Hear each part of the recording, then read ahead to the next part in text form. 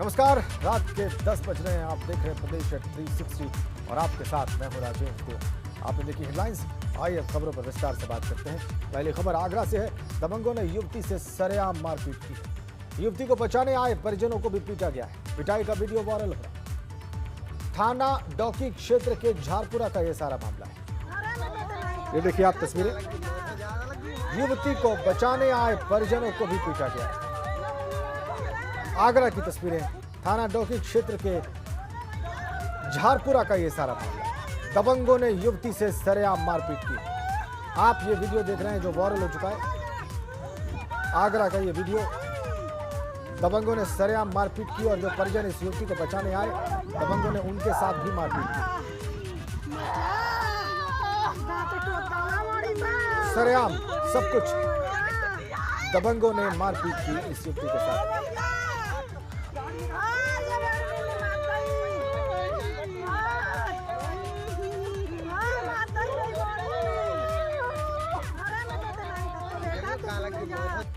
आगे खबर, लखनऊ से शहीद पथ पर डीसीएम में आग लग गई। ड्राइवर ने कूदकर अपनी जान बचाई। बहुत मशक्कत के बाद आग पर काबू पाया गया। ये देखिए आप तस्वीरें। बहुत मशक्कत के बाद इस आग पर काबू पाया गया। लखनऊ की तस्वीरें। शहीद पथ पर डीसीएम में आग लग गई और आग लगने के बाद का दृश्य, आग लगने के बाद का मंजर इस वक्त आपकी स्क्रीन पर। बहुत मशक्कत करनी पड़ी इस आग को काबू करने के लिए। शहीद पथ पर डीसीएम में लगी हुई आग की तस्वीरें इस वक्त आपकी स्क्रीन पर।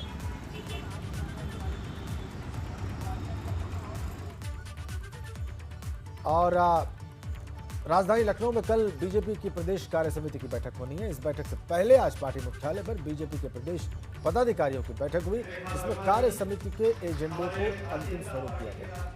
साथ ही इस बैठक में उन मुद्दों पर चर्चा हुई जिसे कार्य समिति में रखा जाएगा। कल प्रदेश कार्य समिति की बैठक में राजनीतिक प्रस्ताव भी पास हुए। बैठक में पंचायत चुनाव पर भी चर्चा हुई। पार्टी मुख्यालय पर तकरीबन 3 घंटे तक प्रदेश पदाधिकारियों की बैठक।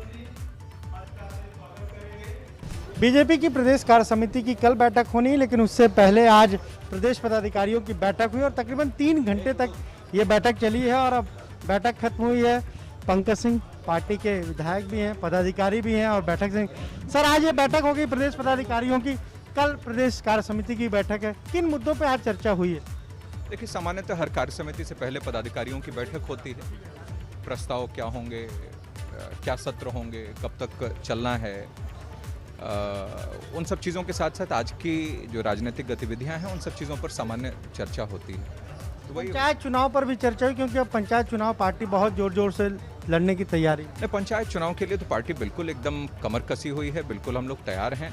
और स्वाभाविक रूप से, क्योंकि जिस लक्ष्य को लेकर हम लोग आगे बढ़ते हैं तो उसकी चर्चा भी होती है, उसकी तैयारियों पर भी चर्चा होती है, समीक्षा भी होती है। उसमें कहीं कोई कमी है तो उसको पूरा करने के लिए फिर आगे बढ़ते भी हैं। यानी हम कहें तो अब फाइनल बस कल कार्य समिति का सभी को इंतजार है, क्योंकि लंबे समय बाद कार्य समिति के सदस्यों की भी घोषणा हुई है। जी, कार्य समिति के सदस्य हैं और जिले के अध्यक्ष हैं। इन सब लोगों के साथ एक बड़े फोरम की एक बैठक होगी और आगे की क्या दिशा लेनी है, इन सब चीज़ों पर चर्चा होती है। 2022 की शुरुआत यानी हो जाएगी। तो जानते हैं पार्टी तो 2017 का चुनाव हो चाहे 19 का चुनाव हो, दोनों में 19 में 24 की तैयारी, 17 में 22 की तैयारी, हम लोग तुरंत उसके बाद पार्टी प्रारंभ कर देती है। आपने सुना क्या कहना है पंकज सिंह का? साफ तौर पर कह रहे हैं कि आज जो प्रदेश पदाधिकारियों की बैठक हुई है उसमें चर्चा हुई है कि कल जो कार्य समिति की बैठक होगी उसमें राजनीतिक प्रस्ताव भी लाया जाना है, पंचायत के चुनाव में भी पार्टी को जाना है और उसमें 4 साल की सरकार की जो उपलब्धियां हैं उसे भी जनता के बीच ले जाना है। इन्हीं सब मुद्दों पर चर्चा हुई है। कैमरा से पंकज निगम के साथ अनुभव शुक्ला, AP गंगा, लखनऊ। तो जालौन के उरई सदर विधानसभा सीट से बीजेपी विधायक सोशल मीडिया की सुर्खियों में। बीजेपी के गालीबाज विधायक का वीडियो वायरल हो गया। उरई सदर से बीजेपी विधायक गौरी शंकर वर्मा जन चौपाल में किसानों और आम जनता को खुलेआम गंदी गंदी गाली देते नजर आ रहे। मामला उरई विधानसभा के गढ़र गांव का है। यहां पर बीजेपी विधायक जन चौपाल में पहुंचे थे। किसानों और ग्रामीणों के द्वारा किसान बिल के विरोध करने पर विधायक जी आग बबूला हो गए और किसानों और आम जनता को गंदी गंदी गालियां देने लगे। इसका वीडियो वायरल हो गया। बीजेपी के गालीबाज विधायक के नाम से जमकर यह वायरल हुआ।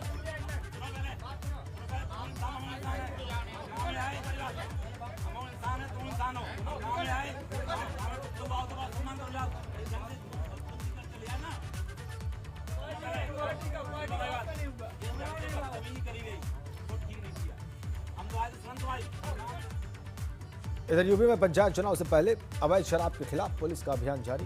पुलिस और आबकारी विभाग मुखबिरों की सूचना पर गांव और कस्बों में शराब माफिया पर कार्रवाई कर रहा है। 3 तस्वीरें आपकी टीवी स्क्रीन पर हैं, लखीमपुर खीरी, अमरोहा और जालौन की। पहली तस्वीर लखीमपुर खीरी की है, जहां पर आबकारी विभाग की टीम ने नदी के किनारे बने अवैध कच्ची शराब की भट्टियों को नष्ट कर दिया और साथ साथ 300 लीटर अवैध शराब के साथ 4 अभियुक्तों को भी गिरफ्तार किया है। दूसरी तस्वीर अमरोहा की है। यहां पर गजरौला पुलिस ने अवैध शराब की तस्करी करने वाले 2 आरोपियों को गिरफ्तार किया है। साथ साथ 2 लाख रुपए कीमत की अवैध शराब भी बरामद की है। यह शराब अरुणाचल से मुरादाबाद ले जाई जा रही थी। तीसरी तस्वीर जालौन की है। यहां पर पुलिस और आबकारी विभाग की टीम ने छापा मारकर जेसीबी से कच्ची शराब की भट्टियों को नष्ट किया। साथ साथ मौके पर हजारों क्विंटल लहन को भी नष्ट किया गया है। यह कोंच कोतवाली क्षेत्र का मामला।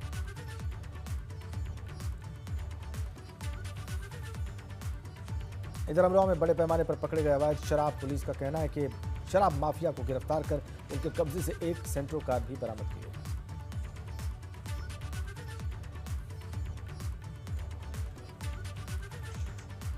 ग्रेटर नोएडा के ईस्टर्न पेरिफेरल हाईवे पर सोनीपत से लाई जा रही हरियाणा अंग्रेजी शराब से भरा हुआ आइसर कैंटर ट्रक आबकारी विभाग ने चेकिंग के दौरान पकड़ लिया। भारी मात्रा में हरियाणा मार्का की अवैध शराब की बरामदगी हुई है। करीब 170 पेटी अंग्रेजी शराब बरामद हुई है। बरामद हुई शराब की कीमत लगभग 10 लाख रुपए बताई जा रही है। एक शराब तस्कर को आइसर कैंटर गाड़ी के साथ गिरफ्तार किया गया है। ग्रेटर नोएडा के ईस्टर्न पेरिफेरल हाईवे के दादरी थाना इलाके का यह सारा मामला। इधर राजधानी के मोहनलालगंज के सांसद कौशल किशोर का बेटा आयुष किशोर रविवार को खुद मड़ियाव थाने पहुंचा। पुलिस ने नोटिस भेजकर थाने पर उसे तलब किया था। इस दौरान आयुष ने पुलिस के सामने अपना बयान दर्ज करा। आयुष ने अपने बयान में कहा कि उसे असलाह उसके दोस्त चंदन गुप्ता ने दिया था। आयुष ने खुद को बेकसूर बताते हुए आदर्श और उसकी बहन पर साजिश रचने का आरोप भी लगाया। आपको बताएं कि सांसद के बेटे पर खुद पर फायरिंग कराकर साजिश करने और धोखाधड़ी की एफआईआर दर्ज।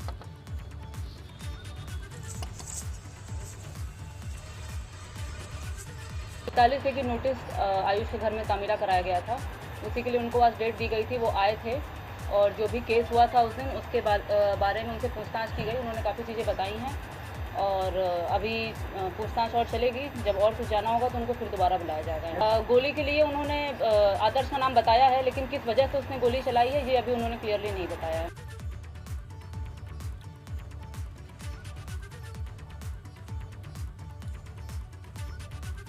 और अब बात वसीम रिजवी की मांग पर मचे उस घमासान की जिसने उन्हें पूरे मुस्लिम समाज के निशाने पर ला दिया।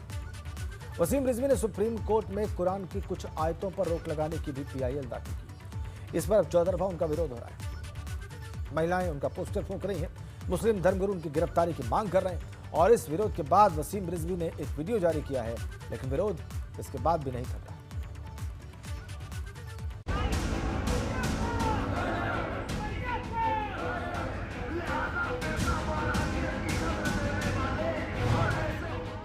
शिया वक्फ बोर्ड के पूर्व चेयरमैन वसीम रिजवी इस वक्त समूचे मुस्लिम समाज के निशाने पर हैं। चाहे शिया हो या सुन्नी, सब एक सुर में वसीम रिजवी का विरोध कर रहे हैं और ये विरोध एक पीआईएल को लेकर हो रहा है।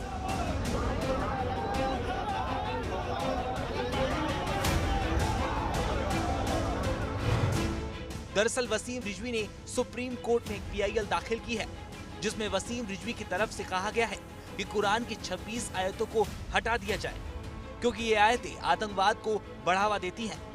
वसीम रिजवी की दलील ये भी है कि ये 26 आयतें बाद में कुरान में शामिल की गई हैं।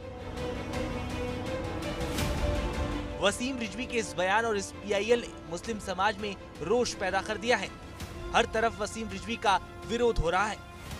महिलाएं उनके पोस्टर फूंक रही हैं, मुस्लिम धर्मगुरु उनकी गिरफ्तारी की मांग कर रहे हैं।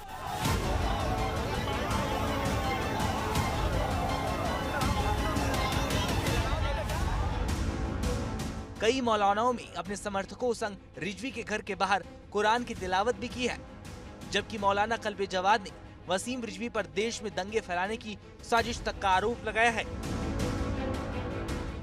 हमारी है कि इसको देशद्रोही में गिरफ्तार किया जाए और इसको सुप्रीम कोर्ट जो है इस पर भारी जुर्माना आयद करके इसको जेल भेजे और जो इसने बेईमानियाँ की औकाफ में, उसमें भी इसको फ़ौरन जेल भेजा जाए। इसके अलावा जितनी भी इसकी बेईमानियाँ हैं जो CBI के जरिए से इंक्वायरी हो रही है, इसको फ़ौरन जेल भेजा जाए, ये हमारी डिमांड है। और इसको खारिज करे और इसके ऊपर भारी जुर्माना भी लगाए और इसके ऊपर मुकदमा कायम करे। कई मुस्लिम संगठन वसीम रिजवी के इस PIL से इतने नाराज हैं कि वसीम रिजवी को मारने पर इनाम तक का ऐलान कर दिया है।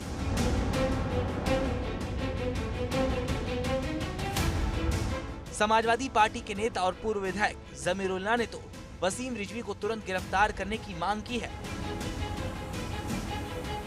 देखिए, मैंने पहले भी कहा था, सऊदी अरब के अंदर 3 वो हैं जमरात, मतलब जमरात का मतलब है 3 शैतान है। एक छोटा शैतान, बड़ा, उससे बड़ा शैतान, फिर उससे बड़ा शैतान। ये सबसे बड़ा शैतान रिजवी आ गया है। जहाँ पर भी मिल जाए कंकरी मारो और सवाब हासिल करो। आपको अल्लाह पाक ने शैतान यही भेज दिया है हिंदुस्तान में इस वक्त। और मैं ये कहूँगा योगी जी से, और ख़ास तौर से अपने प्राइम मिनिस्टर साहब से, जो ये कहती हैं कि सबका साथ सबका विकास, ऐसे आदमी को पार्टी से निकालें। वहीं याचिका पर मचे बवाल के बाद वसीम रिजवी ने एक वीडियो जारी कर अपना पक्ष रखा है। शियों को ये बात समझनी चाहिए कि जो किताब उस्मानी और कुरान इस वक्त मौजूदा दौर में चल रहा है वो सही कुरान नहीं है। उसके अंदर जो इस तरह की आयतें हैं वो जान करके उसके अंदर डाली गई हैं, वो अल्लाह का मैसेज नहीं है। हम पूरे कुरान को चैलेंज नहीं करते। कुरान के अंदर बहुत सी ऐसी आयतें हैं जो कि इंसान में मेल मिलाप, धर्मों की नफरतें हटाती हैं। लेकिन वसीम रिजवी के PIL के बाद शुरू हुआ विवाद बढ़ता जा रहा है। मुस्लिम धर्मगुरु विरोध कर रहे हैं। अब देखना होगा कि ये विरोध कहां जाकर थमता है। Bureau report, ABP Ganga.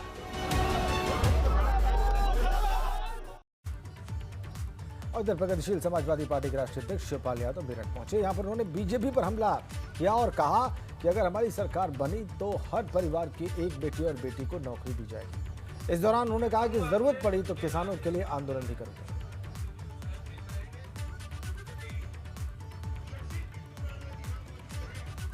देखिए, मैंने तो कहा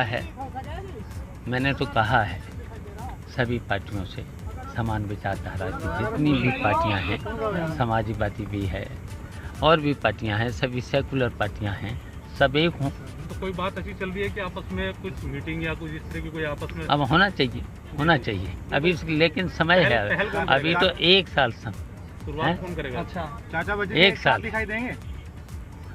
मैंने तो कहा है, समाजवादी पार्टी से भी कहा है। देवरिया पहुंचे पंचायती राज मंत्री भूपेंद्र सिंह चौधरी ने पथरदेवा ब्लॉक में नवनिर्मित सभागार पार्क का शिलान्यास किया। साथ ही 3 करोड़ से ज्यादा की परियोजना का लोकार्पण भी किया। इस दौरान भूपेंद्र सिंह चौधरी ने विरोधियों पर निशाना साधा और साथ साथ उन्होंने भारतीय किसान यूनियन के राष्ट्रीय प्रवक्ता पर भी हमला बोला।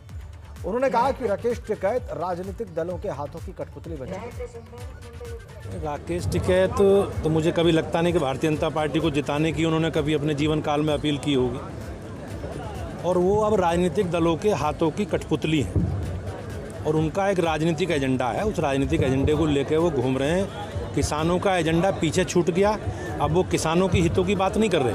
राजनीतिक दलों को, भारतीय जनता पार्टी की विचारधारा से विरोध करने वाले राजनीतिक लोगों को लाभ कैसे हो, इसके लिए वो काम कर रहे हैं। और नोएडा प्राधिकरण ने सेक्टर 18 स्थित पार्किंग शुल्क बढ़ा दिया है। अब आपको यहाँ कार खड़ी करने के लिए हर घंटे 50 रुपये देना पड़ेगा। हालांकि पहले 2 घंटे के लिए 50 रुपये देना होगा और फिर हर घंटे 50 रुपये चार्ज लगेगा, जबकि इससे पहले पार्किंग शुल्क 20 रुपये था, लेकिन अब सीधे 2.5 गुना बढ़ा दिया गया। यानी अगर कोई मार्केट आया और उसे 3-4 घंटे लग गए तो फिर उसे पार्किंग शुल्क के तौर पर 200 रुपये खर्च करने पड़ेंगे। और तो और पार्किंग वसूली के लिए प्राइवेट बाउंसर भी रखे गए। प्राधिकरण के इस कदम से आम लोगों को बड़ी परेशानी हो रही है। वैसे भी महंगाई पहले से ही लोगों की जेब पर भारी पड़ रही थी और ऐसे में लोगों के लिए ये महंगाई का एक और बड़ा झटका।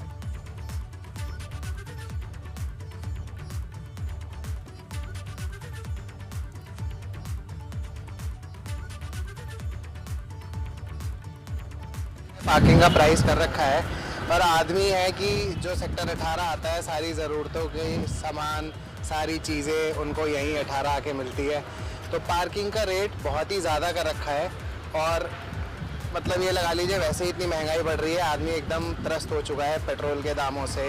पार्किंग व्यवस्था यहाँ पर पहले किसी टाइम पे 20 रुपये पार्किंग हुआ करती थी और रेट बढ़ाने का एक तरीका होता है कि 25 रुपये आदमी कर दे, 30 कर दे ज़्यादा, एकदम से 50 रुपये कर दिया गया है।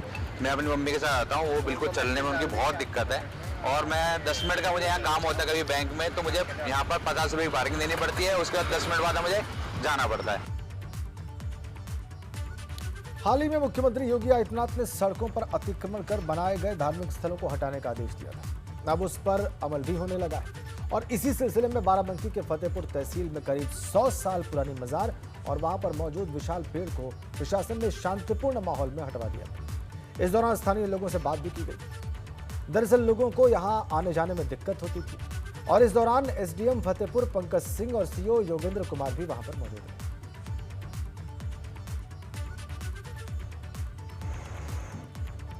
वाराणसी में एक बुजुर्ग शख्स ने खुद के 125 साल के होने का दावा किया है। स्वामी शिवानंद नाम के ये व्यक्ति फिटनेस का प्रमाण है इनकी ये अवस्था, और इसका राज क्या है ये हम आपको इस रिपोर्ट में दिखाएंगे।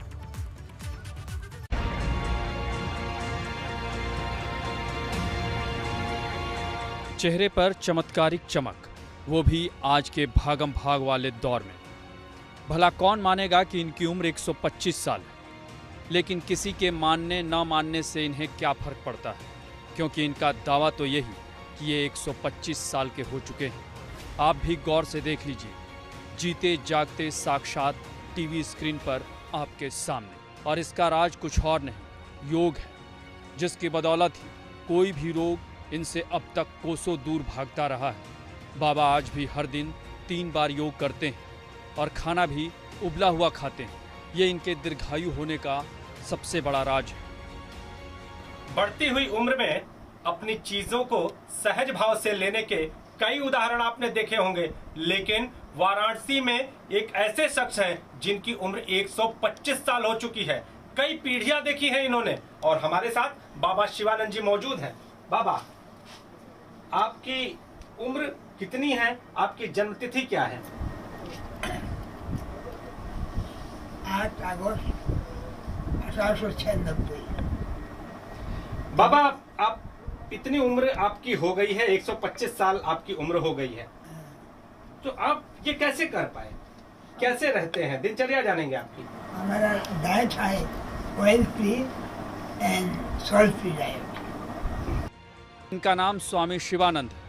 8 अगस्त 1896 को जन्मे स्वामी शिवानंद का बचपन से ही आध्यात्म की तरफ झुकाव रहा। आज ये 125 साल के हो चुके हैं और इनकी सादगी लोगों को आकर्षित भी करती है और प्रेरित भी।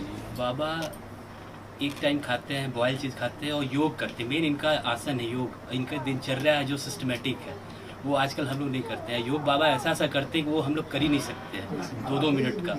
और बाबा किसी से कुछ लेते नहीं है। बाबा तेज तेज चलते भी है, हम लोग भी नहीं तेज चल पाते। बाबा आज की डेट में भी वेट चीज उठा लेते हैं। बहरहाल मौजूदा समय में Guinness book of world record में जापान की केन तनाका, जिनकी उम्र 118 साल है, वो सबसे उम्रदराज जीवित महिला है। लेकिन स्वामी शिवानंद के दावे को माने तो वे दुनिया के सबसे उम्रदराज शख्स हैं। ऐसे में अब ये देखना दिलचस्प होगा कि Guinness book of world record आगे क्या करता है। एबीपी गंगा के लिए वाराणसी से नीतीश पांडे की रिपोर्ट। लोकसभा अध्यक्ष ओम बिरला 2 दिवसीय उत्तराखंड दौरे पर रहे। इस दौरान उन्होंने ऋषिकेश के परमार्थ निकेतन पहुंचकर गंगा आरती में हिस्सा लिया और कनखल के हरिद्वार आश्रम में स्वामी अवधेशानंद गिरी से मुलाकात कर आशीर्वाद लिया। ओम बिरला अपने 2 दिवसीय दौरे पर उत्तराखंड रहे और उनके द्वारा संतों का आशीर्वाद दिया। आज वो दिल्ली के लिए रवाना हुए।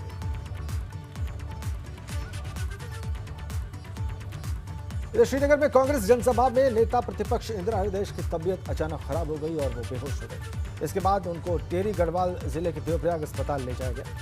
जानकारी के मुताबिक इंदिरा हृदयेश श्रीनगर में कांग्रेस की जन आक्रोश रैली में हिस्सा लेने आई थी। वहां पर अचानक उनकी तबीयत बिगड़ गई और उसके बाद आनंद फानन में उनको अस्पताल में भर्ती कराया।